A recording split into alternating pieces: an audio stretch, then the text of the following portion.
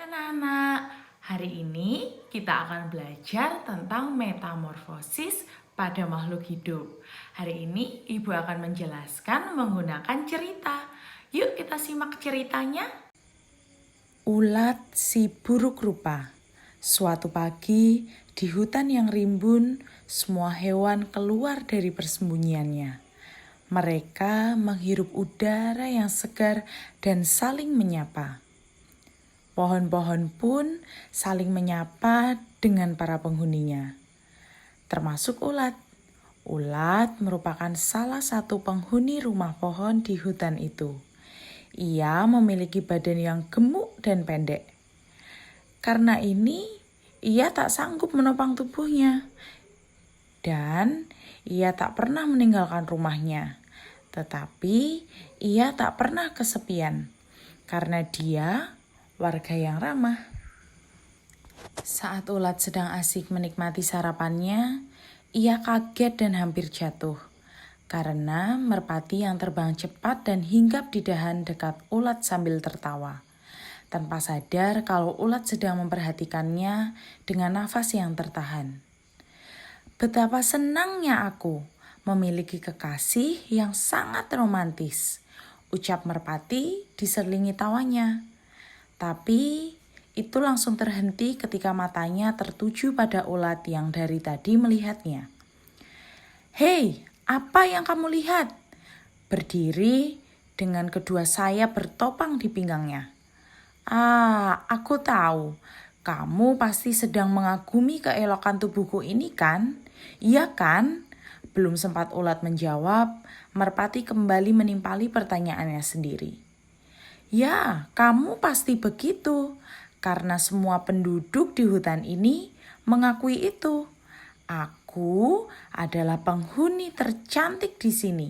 Lihat tubuhku yang cantik dan menawan ini. Indah kan? Aku tak sepertimu, gendut dan pendek. Tawa merpati kembali pecah merambah hutan. Tetapi ulat hanya terdiam. Setelah mengejek ulat, merpati terbang kembali menemui kekasihnya. Ulat sangat sedih dengan mata berkaca-kaca, ia pergi masuk ke dalam rumahnya. Tuhan, mengapa bentukku seperti ini? Aku malu.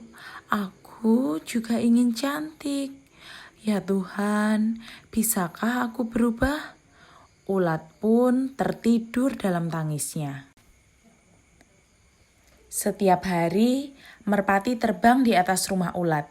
Terkadang, ia juga mengajak kekasihnya. Yang ia lakukan tidak lain hanya untuk mengajak ulat. Hei, Dut, sampai kapan kamu akan hidup sebatang kara seperti ini? Hahaha, aku lupa siapa yang mau hidup dengan ulat sepertimu, gendut dan pendek. Tak henti-hentinya merpati mengejek saat bersantai di dahan tepat di atas ulat. Jangankan untuk terbang seperti aku, untuk berjalan saja kau kesulitan. Hahaha. Tawa merpati kembali merobek keheningan sore itu. Ulat hanya terdiam. Mengapa kau diam saja? Tak dengarkah kamu aku bicara denganmu? Bentak merpati.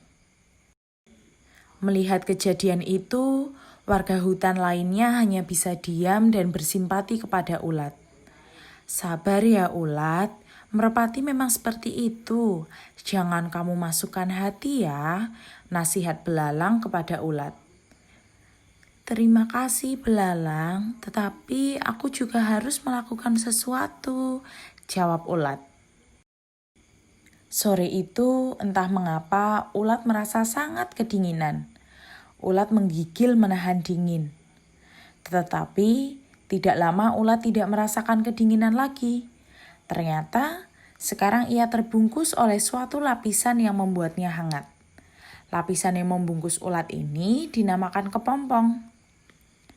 Keesokan harinya, penduduk hutan sangat terkejut. Karena ulat dikabarkan hilang dari rumahnya. Rumah ulat pun kosong. Berita itu akhirnya sampai ke telinga merpati. Ia bergegas menuju rumah ulat dan mencarinya. tetapi nihil, tidak ada siapapun di rumahnya. Merpati berdiri di depan pintu rumah ulat dan berkata, "Ternyata hanya sampai sini kamu bisanya, ulat. Hahaha, malang sekali nasibmu." Tanpa rasa bersalah, merpati meninggalkan rumah ulat. Tetapi ulat mendengar semua yang dikatakan merpati. Dan ulat hanya terdiam dalam persembunyiannya. Hari berganti hari dan waktu terus berjalan. Proses metamorfosis itu pun berjalan dengan lancar. Hewan yang awalnya ulat berubah menjadi kepompong, lalu menjadi kupu-kupu yang sangat indah. Akhirnya ulat keluar dari persembunyiannya, melepas rindu dengan berjalan-jalan di sekitar rumahnya. Warga hutan pun terkejut dan terpesona dengan penghuni baru tersebut. Bentuknya cantik, bisa terbang, dan tubuhnya penuh dengan warna. Tidak ada penghuni seperti itu sebelumnya. Kehadirannya memberi warna di dalam hutan. Semua penduduk berkumpul untuk melihatnya. Kabar ini lagi-lagi sampai ke telinga merpati. Dengan segera merpati datang ke tempat penduduk berkumpul. Ia memastikan siapa yang berusaha merebut posisinya sebagai penghuni tercantik. "Hei, siapa kamu?" ujar merpati sesampainya di tempat. "Aku adalah kupu-kupu," jawab penghuni baru itu dan langsung disambungnya. "Sudah lama ya kita tidak berjumpa, kawan lama," lanjutnya sambil tersenyum. "Apa maksudmu?" Merpati semakin bingung dipanggil kawan lama. "Aku adalah ulat yang dulu kau hina, dan sekarang aku bisa terbang sepertimu. Warnaku pun juga cantik dan beraneka ragam." Mendengar penjelasan ulat, sontak seluruh penghuni hutan bertepuk tangan dan bergembira. Akhirnya, ulat si ramah pun telah kembali. Tetapi berbeda dengan merpati. Ia tertunduk, malu dan marah, lalu meninggalkan kegembiraan itu semua.